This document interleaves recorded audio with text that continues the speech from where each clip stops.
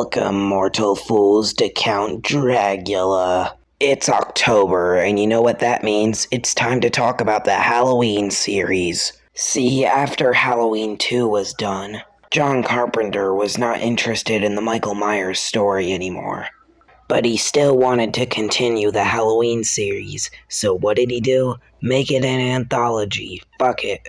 Which the fans were totally okay with. This Halloween movie is literally hated by everybody. But is this movie underrated, or is it just a piece of shit? Let's find out. The film begins with a guy getting chased. He gets caught and he's about to get murdered until he's saved.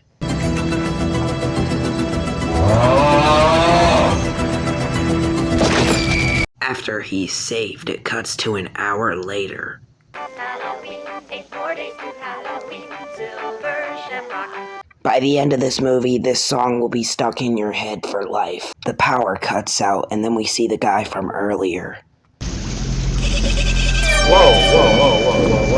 Whoa, hey! Meanwhile, we cut to Tom Atkins giving his children Halloween masks. What's the matter, don't you like them?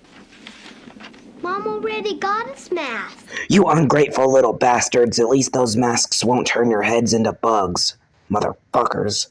Then we see the guy from earlier at the hospital. They're going to kill us. This is how John Carpenter reacted after the fans found out Halloween 3 wouldn't have Michael Myers in it. And then he gets killed in a strange way, to say the least. How would you even do that? After that, guess what he does? Yep, kill himself. Fun. The next day, the old man's daughter shows up. I know, how could somebody die like that?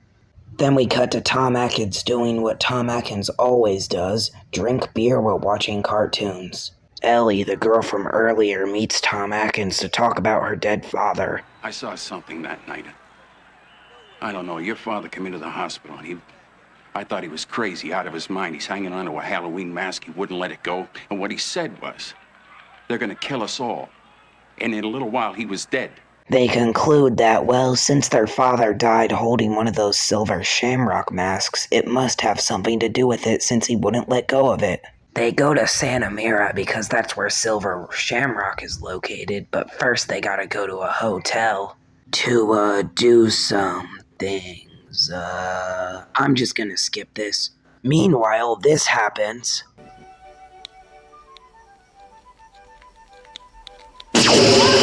Oh, don't worry, she's totally fine. The lady's going to get the very best possible treatment, I promise you that. Where are they taking her? They're taking her to the factory. We've the most marvelous facility there for emergency treatment. As we all know, mask factories have the best medical care. The next day, they go to the Silver Shamrock factory to see what's been going on. Yes, I was just about to ask them. If you'd like to? We'd love to. Come on. So they get a tour of the factory. What the fuck? They only make those 3 masks? Why can't they make more? Seriously, only 3? I mean, they do look pretty cool though, so I guess it's okay. They get worried when they see a man that looks exactly like the same man who killed Ellie's dad. Later, they get ready to skip to the next town. He tries to call the police, but they just don't believe him. After that, he gets back to the room but notices that Ellie isn't even there. If I saw that outside my door, I'd probably shit myself. He gets out, but he decides to go to the Silver Shamrock factory. Why the fuck would you go there? They want you dead, obviously. Dumbass. He sneaks around until he finds the most incriminating evidence he can find. Innocent-looking grandma. Yeah, that totally makes sense. Where is she? Where is she? Where is she? What the fuck? Even the grandma is a robot? This movie has a thing for having normal-looking humans that turn out to just be robots. Tom Atkins starts fighting this robot until he punches him in the stomach and he starts throwing up.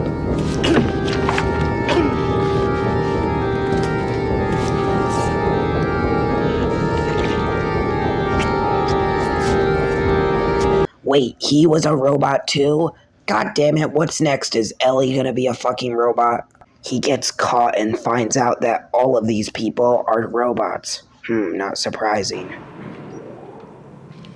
The surprising thing is that the internal components were quite simple to produce, really.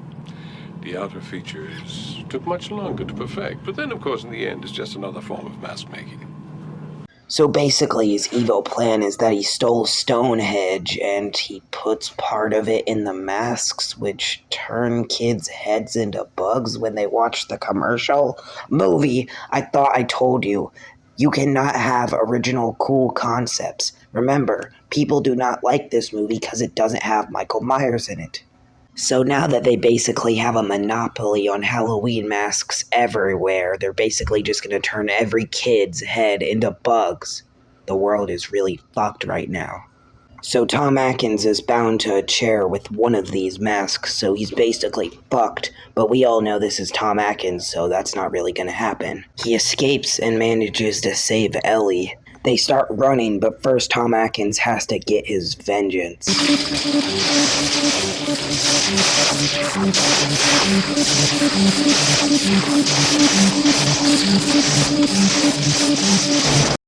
Then Colonel Cockface dies and becomes one with the Force. They escape, but then he finds out that Ellie is a robot? God damn it, I knew it.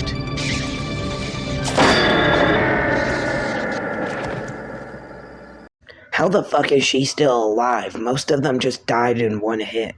After he finally kills her, he goes back to the gas station from earlier.